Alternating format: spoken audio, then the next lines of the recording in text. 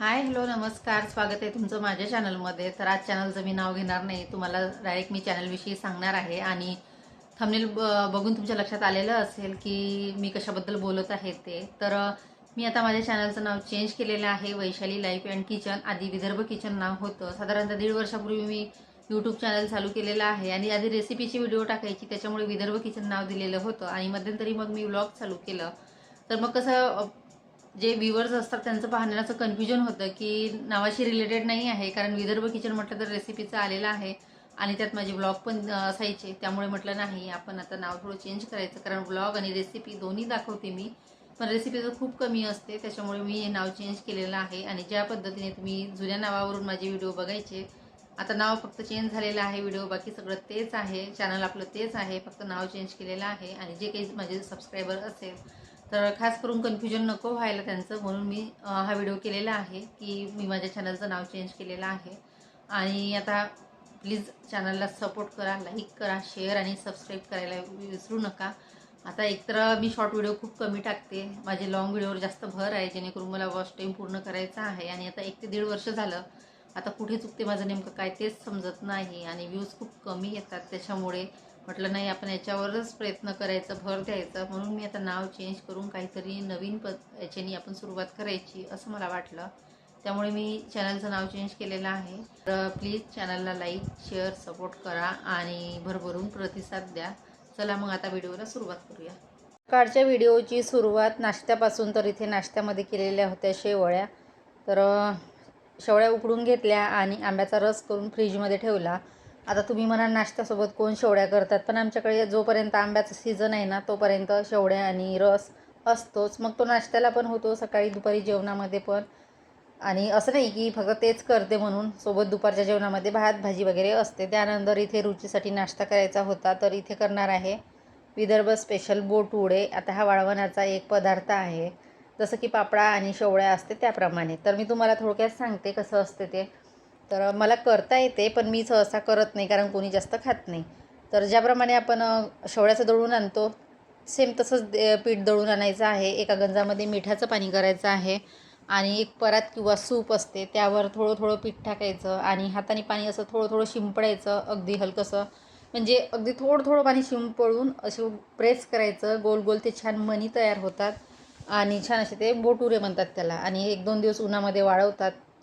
त्यानंतर ते आपलं वाळवणाचा म्हणजे नाश्त्याचा प्रकार तयार. तर इथे अशा पद्धतीने करायची असते, फोडणी देऊन. ज्याप्रमाणे आपण फोडणीच्या शेवळ्या करतो त्याप्रमाणे फक्त पाणी याला पाहिजे तसं टाकायचं. एका वेळेस खूप पाणी पण टाकायचं नाही आणि कमी पण नाही, म्हणजे पाहिजे तसं शिजण्यापुरतं, कारण शिजायला वेळ लागतो. आणि बघू शकता फायनली अशा पद्धतीचे हे बोटुरे तयार. तर हा नाश्त्याचा प्रकार आमच्या विदर्भामध्ये. आता तुम्ही म्हणाल भरपूर असे प्रकार आहे आमच्याकडे, सरगुंडे तर आहेच आहे, पापडा, बोटुरे, अजून इतर बरंच काही. परत ते सांडगे वगैरे असं करतात. त्यानंतर नाश्ता इथे केलेला आहे. आणि आता ही जी स्कूलची नाही, स्पोर्टची बॅग आहे, सोबतच योगा मॅट आहे, ते खूप खराब झाली. म्हटलं चला धुवून घेऊया. तिकडे धुवायचं म्हटलं ना तर कूलर आहे आणि कूलरच्या तिथे म्हणजे वापरता येत नाही, मोकळं असं धुता येत नाही. आणि या साईडला कसं आहे की इथे जर मोकळ्यामध्ये छान धुतलं तर पाणी लोटून काढता येते ते, म्हणून मी इकडेच धुवायला घेतलं. आणि योगा मॅट आणि ती बॅग आहे ती पण. तर इतकी माती माती असते ना, आता दर महिन्याला ती योगा मॅट धुवावी लागते, पण यावेळेस तर 15 दिवसातच धुवायला घेतली, कारण की खूप खराब झाली एका साईडनी. म्हटलं चला धुवून घेऊया आणि नंतर इथे उन्हामध्ये सुकत ठेवली. आता ही कामे सकाळचं एक राऊंड आपल्या कामाचा आटोपलेलाच आहे. तर त्यानंतर इथे गॅस ओट्याची क्लिनिंग करायची होती. म्हटलं चला गॅस ओटा क्लिनिंग करूया. आणि आता ऊन आणि थोडं आभाळी वातावरण असं सध्या चालू आहे. आणि आता उन्हावरून लक्षात आलं की खूप अशी वाईट गोष्ट झालेली आहे आणि खरंच अशाच कुठल्याही आईबापाला असं दुःख पाहिजे नाही. तर आम्ही जिथे राहतो तर आमच्या शेजारच्या साईडला, आता सहसा तर माझं त्यांच्याशी इतकं बोलणं नाही आहे, ते कारण दोघेही सर्व्हिसवर आहेत, म्हणजे त्यांची वाईफ आणि त्यांचे मिस्टर. आणि आम्ही पण भाड्यानी, ते पण भाड्यानी, तर इतका काही माझा कॉन्टॅक्ट नाही आहे. तर त्यातल्या त्यात त्यांना एक छोटं 1.5 वर्षाचं बाळ, आणि ते दोघं पण सर्व्हिसवाले. त्यांनी इथे प्लॉट घेतला, घराचं बांधकाम चालू आहे आणि ते पण वरती राहतात. तर झालं असं की परवा मला ते बाळ छान खेळताना आजोबासोबत दिसलं आणि अचानक मग काल मी खाली पाणी भरायला गेली तर आमचे घरमालक सांगायला लागले की त्यांचं बाळ वारलं म्हणून. म्हटलं एकदम शॉक झाली मी की परवाच ते खेळताना होतं आणि या खिडकीतून मी रोज त्याला बघायची. इतकं सुंदर होतं ते दिसायला, खूप सुंदर आणि अगदी छोटं होतं 1.5 वर्षाचं.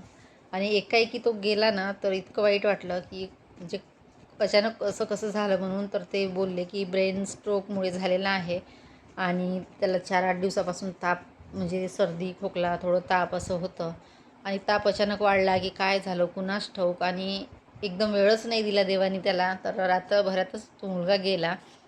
दवाखान्यामध्ये रात्रभर ॲडमिट ठेवलं आणि दुसऱ्या दिवशी तो लगेच सकाळी सकाळी म्हणजे गेला. 1.5 वर्षाचाच होता आणि पहिलंच बाळ होतं. त्यांनी इतकं मोठं घर बांधलं आणि आता त्या आईवडिलाचे काय हाल असतील.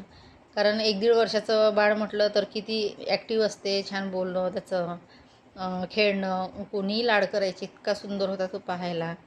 आणि खरंच या उन्हामुळे ना इतकं हे होत आहे. म्हणजे छोटे छोटे मुलं त्यांच्या पण म्हणजे तब्येती मोठ्यांच्या इतकं भयानक ऊन आहे यावर्षी की काय सांगायचं. आणि ते एकदम आपल्या ओळखीतलं जर कोणी गेलं ना तर खूप वाईट वाटते. आणि छोटं बाळ म्हटलं ना तर जास्तच. एखादं ठीक आहे म्हातारं असलं, आजारी असलं तर समजू शकतो, पण ते बाळ एकाएकी गेलं आणि खूपच वाईट झालं. आणि त्यांच्या घराकडे मी रोज बघते, इतकं सुनं सुनं वाटते सगळं. म्हणजे अंधार. आता ते गावी आहेत आणि आता 8-15 दिवस तर ते येणार नाही, पण ते रोज त्या बाळाचा आवाज यायचा, खेळण्याचा, हसण्याचा, रडण्याचा. पण आता असं काहीच नाही. खूप वाईट वाटतं. देव म्हणजे असं कोणाशीच करू नये. म्हणजे एकाएकी ते बाळ गेलं, म्हणजे किती त्यांच्या आईवडिलांना म्हणजे काहीच चान्स मिळाला नाही त्या मुलाला. म्हणजे काय करू न काय नको असं झालं असेल. तर असं त्यानंतर इथे सकाळची कामं आटोपली, भांडे वगैरे लावले आणि म्हटलं चला थोडा नाश्ता करूया. तर इथे शेवळ्या आणि आंब्याचा रस घेतलेला आहे. म्हटलं तो खाऊन घेते, नंतरच स्वयंपाक. तर स्वयंपाक आता सिंपलच आहे, बटाट्याची भाजी, चपाती आणि भात. बाकी काही करणार नाही जास्त. आणि मी तुम्हाला व्हिडिओच्या सुरुवातीलाच सांगितलं की मी चॅनलचं नाव चेंज केलं आहे, वैशाली लाईफ अँड किचन. जे माझे सबस्क्रायबर असेल त्यांना नोटिफिकेशन येईलच. तर प्लीज सपोर्ट करा. कारण म्हटलं चला काहीतरी नवीन याच्यातून सुरुवात करूया. आणि जर माझी व्हिडिओ आवडत असेल तर शेअर करत जा, लाईक करत जा. तर त्यानंतर इथे बघा हे सर्व भांडे वगैरे घेऊन आली. एकीकडे भात लावला, एकीकडे बटाटे उकडायला ठेवले. तोपर्यंत म्हटलं भांडे लावून घ्यायचे आणि नंतर भाजी आणि चपाती करायची.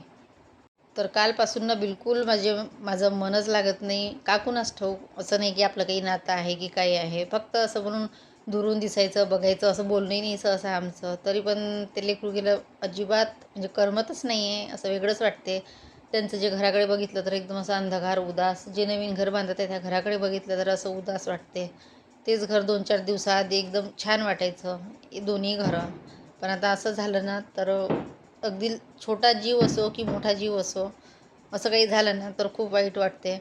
आणि असं नाही की आपलं नात्यातलंच होतं म्हणून काही नात्याचीच गरज नसते. साधं आपण दुरून जरी बघितलं ना, असं जरी ओळखीतलं असलं ना तरी खूप मन दुखून जाते. आणि देव करो त्या छोट्या बाळाच्या आत्म्याला शांती मिळो. तर असो. त्यानंतर आता मी एकच सांगेन की सर्वांनी या उन्हामध्ये काळजी घ्या. लहान असो मोठे असो, दुपारच्या वेळेस शक्यतो निघू नका. आणि छोटं बाळ असेल, थोडं जरी काही ताप असेल तर हलगर्जीपणा करू नका, लगेच दवाखाना करा. कारण कधी कधी काय होतं की आपण लहान लेकराचा ताप लक्षात येत नाही, ते खेळतात तर असं वाटते की ठीकच आहे, पण आतल्यात त्यांचा ताप कधी वाढतो ते लक्षात येत नाही. आणि छोटं बाळ असल्यामुळे ते सांगू पण शकत नाही. तर काळजी घ्या सर्व, लहान असो मोठे असो म्हातारे असो. कारण हे ऊन इतकं भयानक आहे, काय होईल सांगता येत नाही. तर इथे भाजीपाला वगैरे निवडला आणि त्यानंतर आता दुपारच्या जेवणाची तयारी. जेवण तर आटोपलेलं आहे, आता फक्त जेवण करायचं होतं. आता 1 वाजलेला आहे. आणि खरंच सांगते तुम्हाला, वरच्या रूम असल्या ना तर खूपच गरम होतात. जेवढ्या खालच्या होत नाही तेवढ्या वरच्या. आणि स्लॅबचं म्हटलं ना असं वाटतं आपल्याला टिनाचं गरम होते. टिनाचं जेवढं दिवसा गरम होते ना तेवढंच संध्याकाळी थंड वाटते. पण हे स्लॅबचं तसं नाही. दिवसा तुम्हाला इतकं जाणवणार नाही, पण रात्री भयानक गरम होते. म्हणजे झाडं इतके कमी झाले आणि बिल्डिंगा इतक्या वाढलेल्या आहे, जागोजागी घरं झाले, झाडं झाले कमी. आणि त्याच्यामुळे हवा यायला म्हणजे आपल्याला नॅचरल हवा मिळतच नाही. आणि सगळीकडे घरं, सिमेंटचे रस्ते, सगळं असंच झालेलं आहे. आणि कधी काय होईल ते सांगताच येत नाही. आणि या वर्षीचं ऊन आता सर्वांनाच माहीत आहे. तर सो इथेच व्हिडिओला एंड करते. आवडला असेल तर लाईक करा, शेअर करा आणि सबस्क्राईब करा.